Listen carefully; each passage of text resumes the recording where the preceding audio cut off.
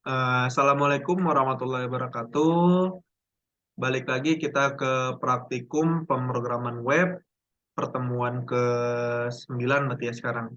Dan alhamdulillah berarti kita sekarang udah sampai ke pertemuan terakhir di mata kuliah praktikum pemrograman web. Jadi dimohon teman-teman semua yang belum mengumpulkan modul 1 sampai 8 dan untuk minggu depan deadline-nya sampai modul 9 segera dikumpulkan ya, karena setelah modul 9 itu bakal langsung ada penilaian dan kebetulan teman-teman semua tuh dilihat kehadiran kelas praktikum tuh dilihat dari pengumpulan modulnya. eh Ya semoga teman-teman semua nggak ada yang ngulang, insya Allah nggak ada yang ngulang kalau memang sesuai dengan yang di modul. Tidak perlu ada kreativitas tapi ya nggak apa-apa, tapi selama sesuai dengan apa yang ada atau diperintahkan di modul atau yang udah aku bilang, insya Allah lulus kok dengan nilai baik. Eh, Sebelum saya masuk ke modul 9 ini, bila teman-teman ada yang ingin ditanyakan tentang modul 1 sampai 8, silahkan ditanyakan. Dan nanti kalau saat saya melakukan penjelasan singkat sih, kalau emang mau nanya langsung tanya aja. Kalau nanti di akhir mau nanyanya juga boleh.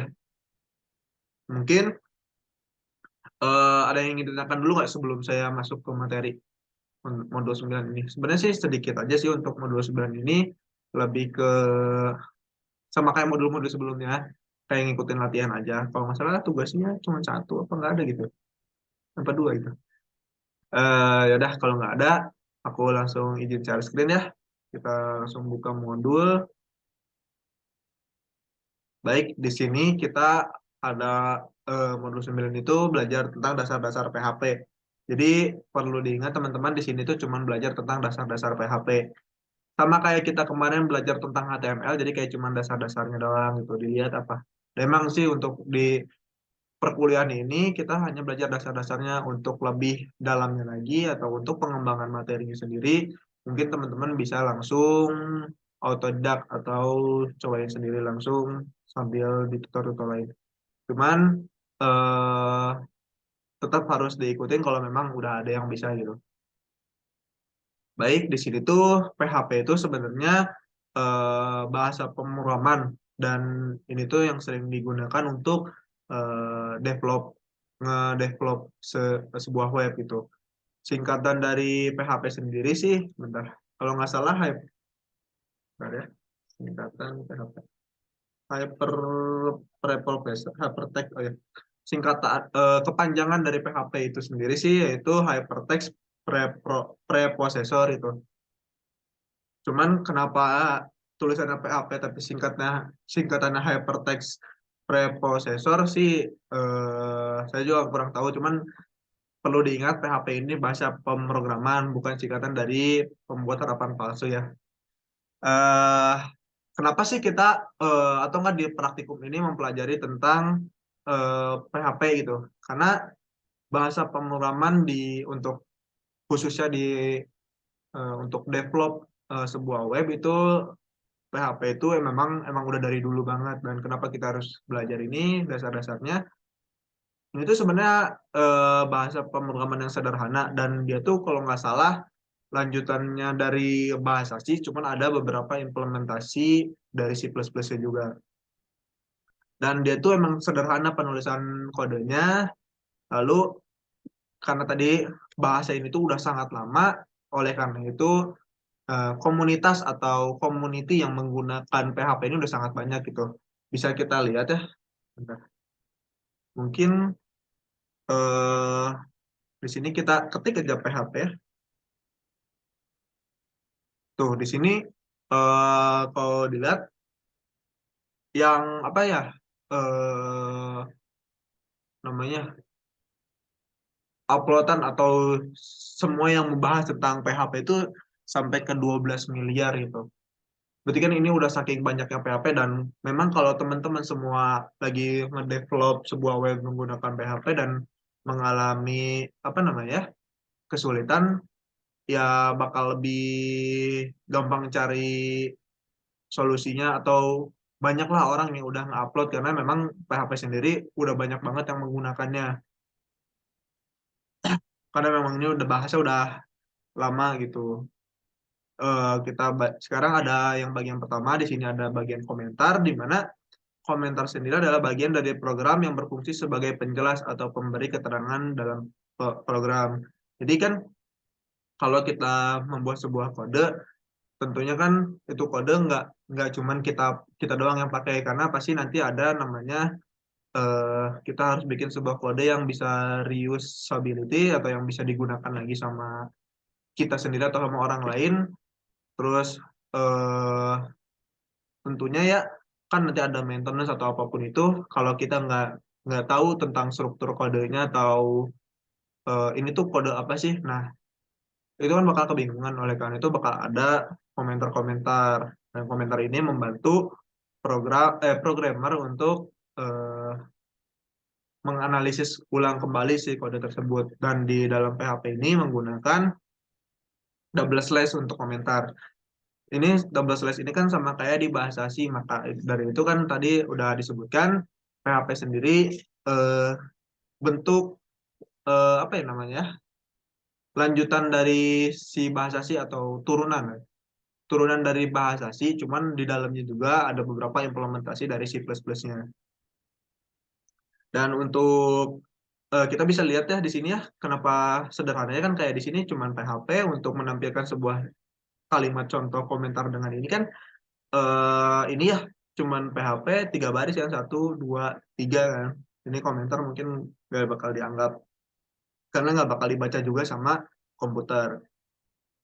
Nah, di sini tuh eh, ini kan cuma tiga. Sedangkan kalau kita nge-program menggunakan bahasa Java kan untuk bikin sebuah kalimat yang ditampilkan itu misalnya hello world, minimal dia ada eh, tag apa namanya tag ya? Ada define kelasnya apa namanya? Ada pembuatan kelasnya dulu, terus nanti di dalamnya ada eh, public static main. Ada method mainnya atau main metodenya, baru nanti ada ininya, ada sih untuk yang ditampilkan yang minimal kan, berarti kan kalau kayak gitu ada 5 kan, ada 5 eh, baris yang harus dijalankan. Kalau ini cuma 3. Terus dilanjutnya di sini ada di awal untuk komentar sendiri bisa pakai slash asterisk dan juga asterisk slash. Jadi maksudnya tuh ini kalau untuk yang slash ini cuma untuk satu baris doang. Jadi selama yang ada di baris itu yang di depannya ada slash slash, pokoknya nanti belah kanan itu bakal jadi komentar. Tapi kalau belah kirinya dia tetap bakal jadi sebuah kode.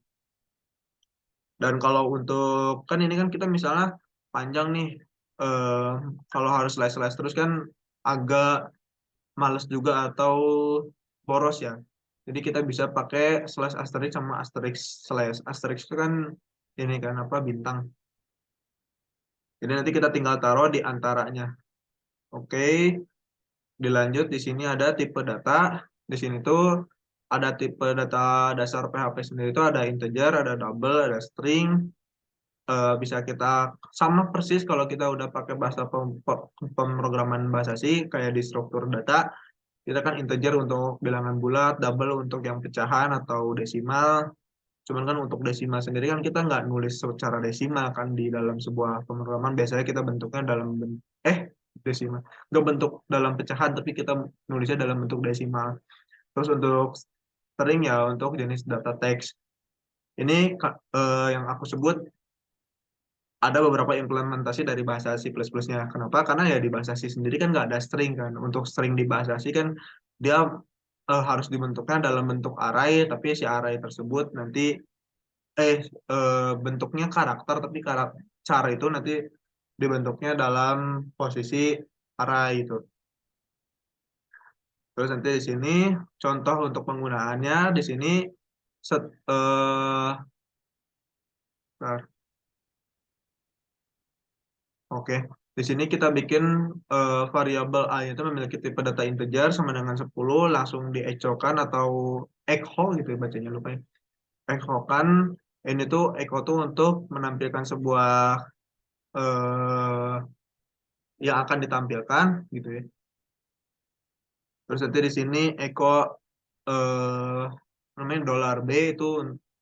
Jadi untuk di PHP sendiri sih kita nggak harus define atau deklarasi secara gamblang di dalam sebuah kamus. Jadi kita bisa langsung aja bisa mendengarkan.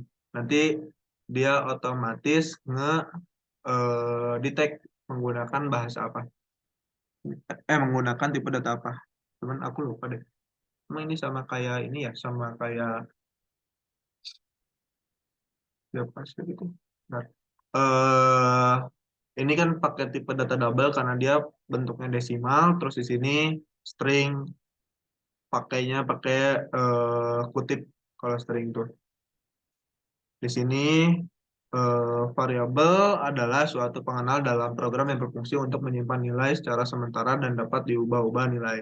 Untuk mendefinisikan variabel diawali dengan simbol karakter dolar dan diikuti oleh nama pengenal. Nama pengenal ini tuh yaitu si variabelnya atau penamaan dari sebuah, jadi kan variabel itu kan kalau kalau pengertian dari aku sih variabel tuh sebuah tempat untuk menyimpan suatu data. Nah, di sini adapun aturan dalam menyusun pengenal tersusun dari karakter huruf, angka, dan underscores. Tidak boleh mengandung spasi. Karakter pertama nama pengenal harus dari karakter huruf atau underscore. Huruf kecil dan besar dibedakan. Oke, dilanjut di sini. Hmm, hmm, ini sama aja nih. Terus kita bikin konstanta. Bentar.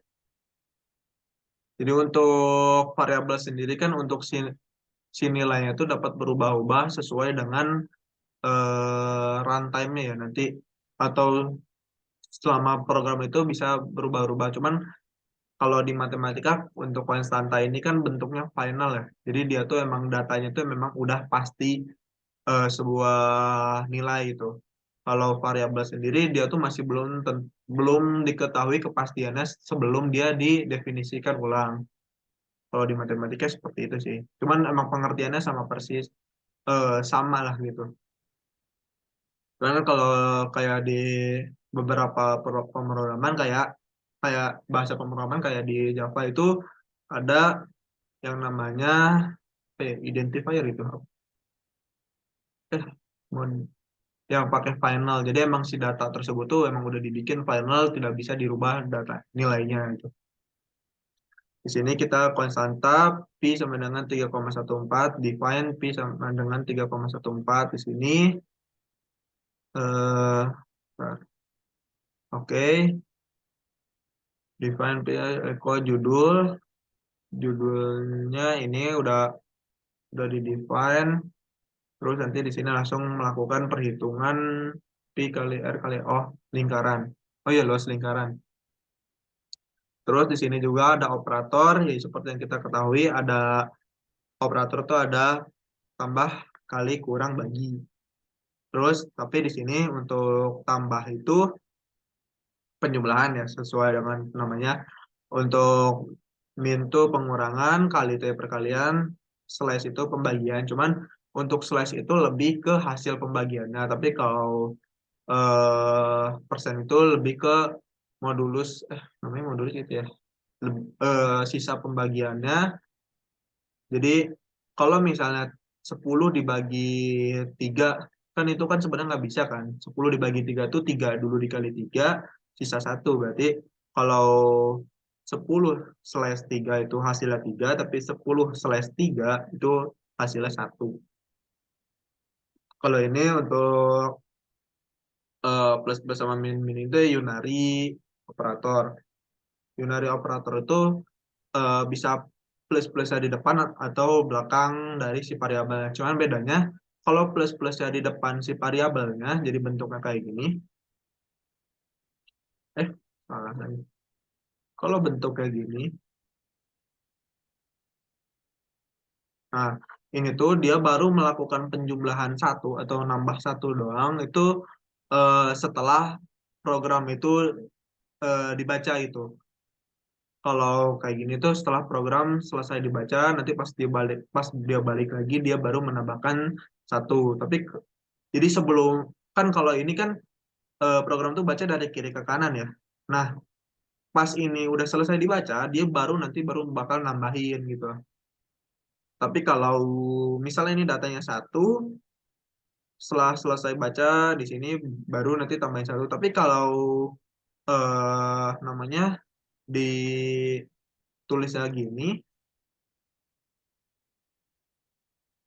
ini tuh misalnya ini mah ya, ini tuh langsung disautkan.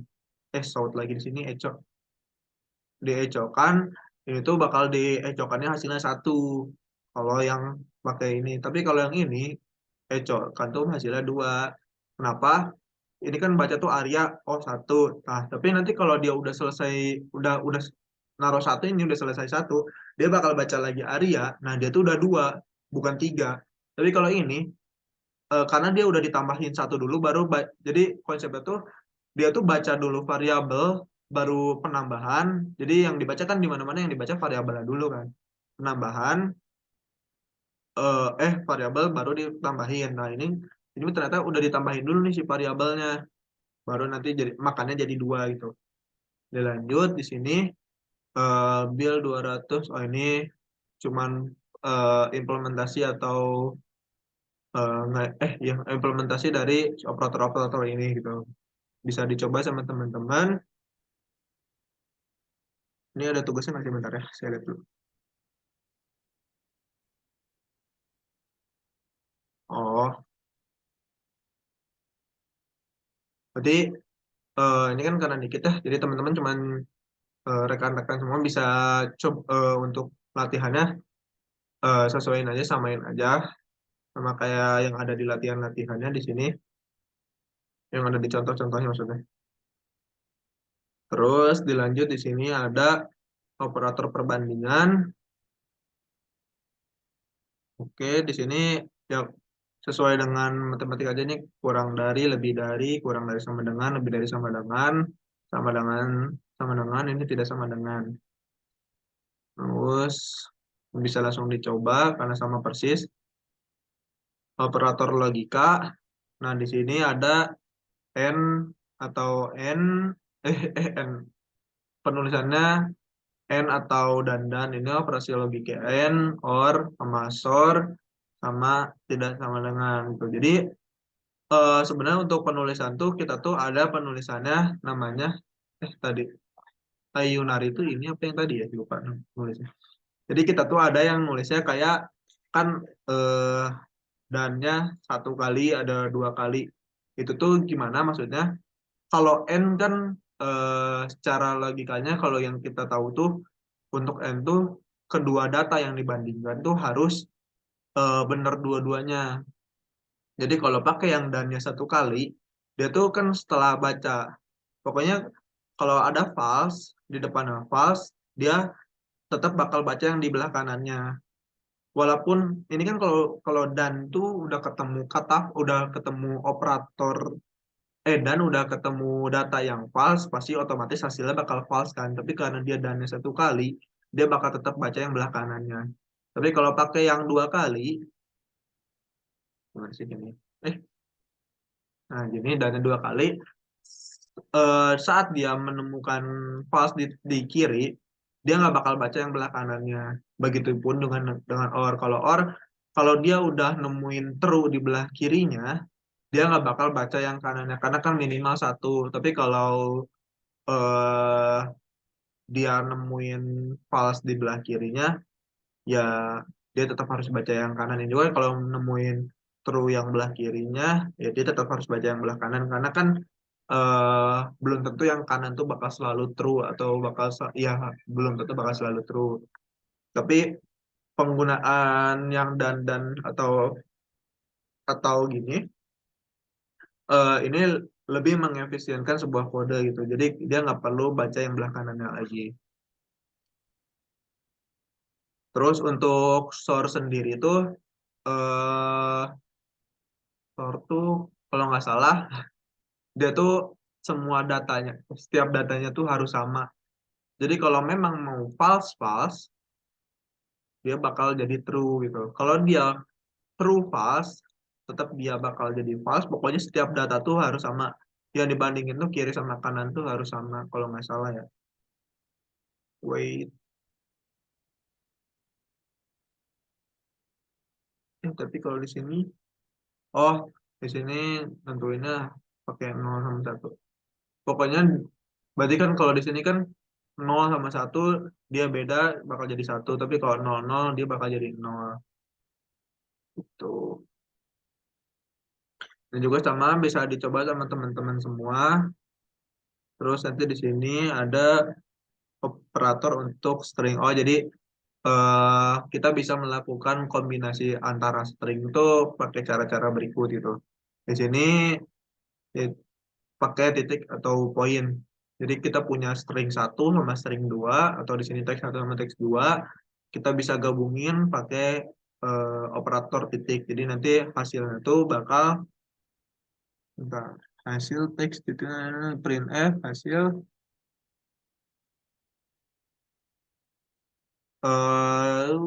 bentar.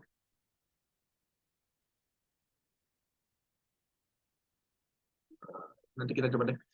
Untuk kalau nggak salah itu bakal nyatuin deh, membuat form HTML. Oh iya, jadi eh, tadi kan disebutnya kan PHP ini bahasa pemrograman. Kenapa kita harus mempelajarinya? Emang karena sederhana dan sebenarnya sih untuk membuat sebuah PHP itu karena kita kemarin udah belajar HTML. Nah itu kelebihannya karena udah belajar HTML ya untuk belajar PHP bakal lebih lancar sih karena di dalam PHP sendiri bakal ada HTML-nya untuk ke websitenya.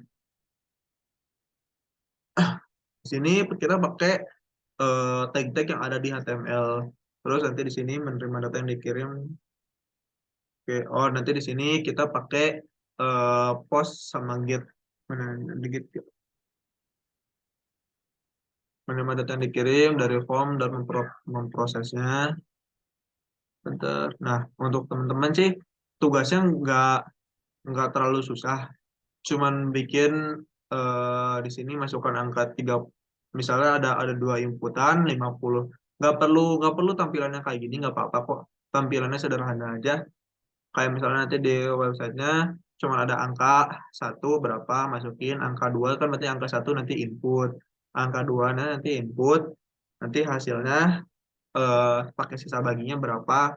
Terus nanti di sini, oh ini satu doang sih. Hitung sisa pembagiannya. Jadi cuma bikin hitung sisa pembagian doang untuk tugasnya sih kayak gitu.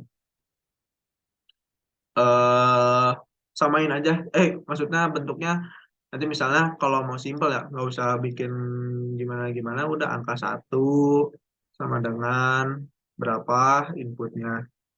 Angka 2 sama dengan berapa inputnya. Terus button button untuk sisa bagi. Terus nanti di sini hasilnya berapa. Udah langsung langsung hasilnya keluarin hasilnya. eh Beres deh ini untuk modul 9 dan untuk modul 10-nya kita akan ada ujian akhirnya dan aku sih tadi udah ngobrol sama si Bapak ya kalau untuk ujian akhirnya tuh nggak bakal disehariin karena tadi udah ngobrol tuh aku udah bilang nggak mungkin kalau untuk dipantau cuma 2 jam, paling dikasih deadline aja Pak supaya kan teman-teman semua juga di sini eh, nggak lowong juga sih kan sambil kerja gitu. Jadi supaya eh, nilai juga nggak langsung anjlok apabila nggak ngerjain UAS kan UAS kan diambilnya gede banget. Cuman ya balik lagi supaya teman-teman bisa ngerjain UASnya tanpa mengganggu pekerjaan juga paling nanti dikasihnya jadi deadline gitu. Deadline-nya bisa jadi kayak praktikum, kayak melakukan praktikum yaitu apa namanya ya seminggu atau misalnya kayak sekarang Rabu dikumpulin terakhir hari Minggu. Itu nanti aku obrolin lagi sama si Bapak. Cuma nanti untuk pertemuan 10 nanti, di hari Rabu depan nanti, kan malam takbiran ya. Kayaknya mah nggak bakal nge-zoom. Tapi nanti aku umumin di grup aja terkait tugasnya. Nanti aku ngobrol lagi sama si Bapak deh supaya teman-teman juga nggak usah ngecung di malam takbiran gitu kan, supaya fokus sama kumpul keluarga. Oke, sampai sini ada pertanyaan dulu nggak? Saya Kang nanya, Boleh. kalau itu pakai versi PHP-nya yang versi berapa, Kang? Sekarang tuh kan PHP tuh udah 8 bukan sih? Bentar, versi PHP terbaru. Aku sendiri lupa. Tapi untuk pakai versinya sih bebas, mau pakai versi berapa juga. Enggak, maksudnya biar disamain aja gitu. Versi PHP terbaru sekarang kan 8, oh ya 8 kan. Tapi untuk versinya sih teman-teman bebas kalau mau disamain, ya paling disamainnya sama sama rekan-rekan lagi aja gitu. Kalau di sini sih, kalau di modul biasanya kan ngikut pakai versi itu versi lama banget itu biasanya. Cuman kan yang beda tuh waktu itu PHP versi 6 ke 7, beda bedanya tuh lumayan banyak. Cuman 7 ke 8 tuh nggak banyak nih kalau nggak salah, lupa. Tapi eh, overall sih untuk sintak bakal gitu-gitu aja, apalagi untuk praktikum ini kan. Praktikum ini kan nggak terlalu banyak kodenya gitu. Dan cuman operasi-operasi dasar doang gitu. Dan itu biasanya operasi dasar nggak terlalu banyak berubah. Jadi bebas sih. Kalau yang mau disamain gimana teman-teman aja itu. Ada lagi nggak? Oh, oke, Kang. Oke, siap. Mungkin kalau nggak ada yang ingin tanyakan lagi, aku stop share. Aku ingetin lagi, jangan lupa untuk laporan praktikumnya ya, sesuaiin sama yang ada di modul atau yang udah aku bilang. Pasti kok kalau eh, sesuai mah pasti gede. Dan kalau memang nilainya ada yang kecil, bisa langsung WA ke aku aja atau enggak nanti aku sediain kolom revisi kalau mau direvisi. Eh, Balik lagi ya, ini teman-teman jangan, aku sih bakal ngusahain teman-teman nggak ngulang, soalnya harga praktikum sendiri kan tahu ya mahal. Jadi aku sendiri bakal usahain kalau nanti pas aku lihat hasil akhir memang ada di tangan si Bapak, cuman dari modul 1 sampai 9 ada di aku. Jadi aku nanti bakal ngeliat kalau kurang nanti aku pasti bakal PC kok. eh Mungkin cukup sekian yang dapat saya sampaikan. Mudah-mudahan apa yang saya sampaikan pada malam ini dapat bermanfaat bagi kita semua, khususnya sih bagi saya sendiri, karena memang sambil mengulang mata kuliah sebelumnya dan umumnya bagi teman-teman semua. Mudah, eh, Mohon maaf apabila ada kesalahan dan kekurangan. Terima kasih atas perhatiannya. Wabillahi taufiq wal hidayah. Wassalamualaikum warahmatullahi wabarakatuh.